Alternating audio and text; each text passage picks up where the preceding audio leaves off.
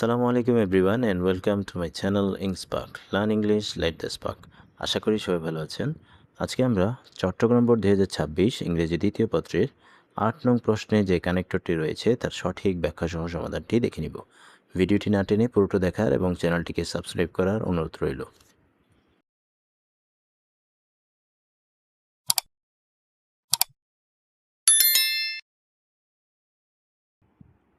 Complete the passage, অনুচ্ছেদটি complete করো using ব্যবহার করে সুইটেবল কানেক্টরস, উপযুক্ত সংযোগকারী শব্দ অথবা কানেক্টর।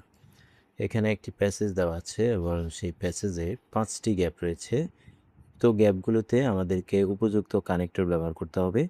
এখানে অর্থের মিল রেখে আমরা চাইলে একাধিক কানেক্টরও ব্যবহার করতে পারি। প্রতিটি উত্তরের জন্য 1 নম্বর করে মোট 5 নম্বর বরাদ্দ। সো আমরা আনসারটি দেখে নিব। গ্লোবাল ওয়ার্মিং, বৈশ্বিক উষ্ণায়ন, ইজ ইনক্রিজিং, বৃদ্ধি পাচ্ছে, ডে বাই ডে, দিনে দিনে, ড্যাশ ডিফরেস্টেশন, বৃক্ষ নিধনের কারণে বা বৃক্ষ নিধনের জন্য। এই জন্য ইংরেজি হচ্ছে ফর অথবা বিকজ অফ। এখানে আমরা চাইলে একাধিক আনসার গ্রহণ করতে পারি। ও প্রথম গ্যাপে আমাদের যে আনসারটি হবে সেটি হচ্ছে ফর অর্থ জন্য, অথবা বিকজ অফ অর্থ কারণে, ডিউ টু অর্থ কারণে, ওয়িং টু অর্থ কারণে, অন অ্যাকাউন্ট অফ এটির অর্থ হচ্ছে জন্য, ফর দ্য সেক অফ এটির অর্থ হচ্ছে জন্য। সো যে কোনো একটি আনসার নিলে এখানে হবে। এরপর আমরা কাট ডাউন অর্থ কেটে ফেলা, আমরা কাটি, ট্রিস গাছপালা, ড্যাশ নেভার থিঙ্ক কিন্তু কখনো চিন্তা করি না, অফ প্ল্যান্টিং ট্রিস গাছ রোপণের কথা। সো এখানে কিন্তু ইংরেজি হচ্ছে বাট, বি ক্যাপে আমাদের যে আনসারটি হবে সেটি হচ্ছে বাট। এখানে বাটের পরিবর্তে আমরা চাইলে ইয়েট শব্দটিও ব্যবহার করতে পারি।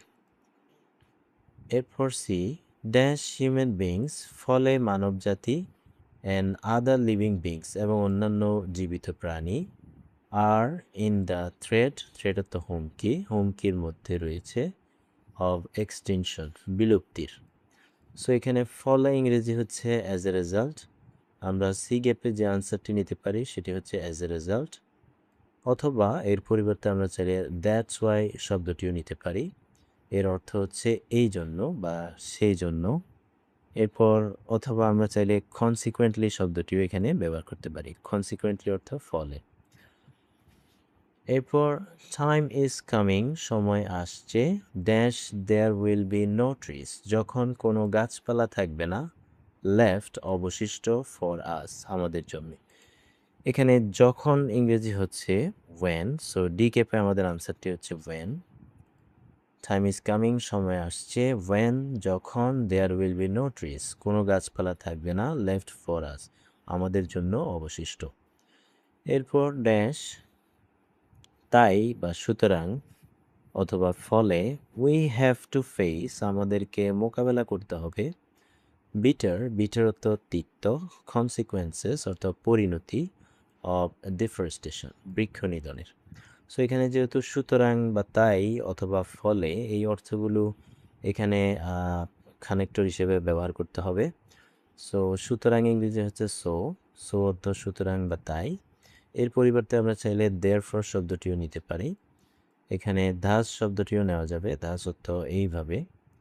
এরপর দেন শব্দটিও নেওয়া যাবে, দেন অর্থ তারপর।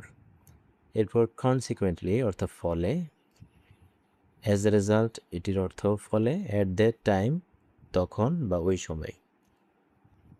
সো এই হচ্ছে চট্টগ্রাম বোর্ড 2026 ইংরেজি দ্বিতীয় পত্রের 8 নং প্রশ্নে যে কানেক্টরটি রয়েছে তার সঠিক ব্যাখ্যা সহ সমাধান।